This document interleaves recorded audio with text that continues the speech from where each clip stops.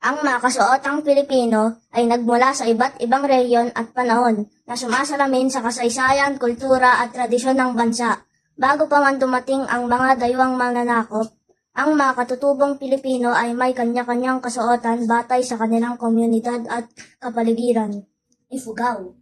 Ang Ifugao ay isang katutubong grupo na matatagpuan sa hilagang bahagi ng Luzon, partikular sa mga lalawigan ng Ifugao, parte ng Mountain Province at Nueva Vizcaya. Sila ay kilala sa kanilang mga tradisyonal na kasuotan at sa kanilang kausayan sa agrikultura. Kasuotan ng mga Ifugao. Ang mga babae ay nagsusuot ng kimona at tapis, at ang mga lalaki naman ay gumagamit ng kangan at bahag.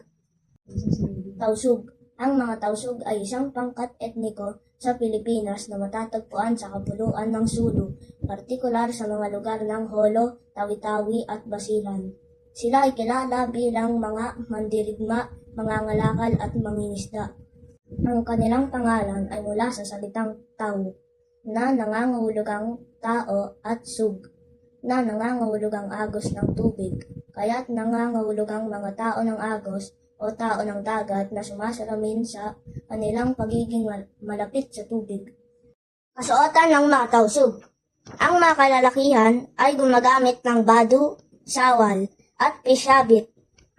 Ang mga babae naman ay gumagamit ng badu, sawal, at malong o patadyong. Ibaloy.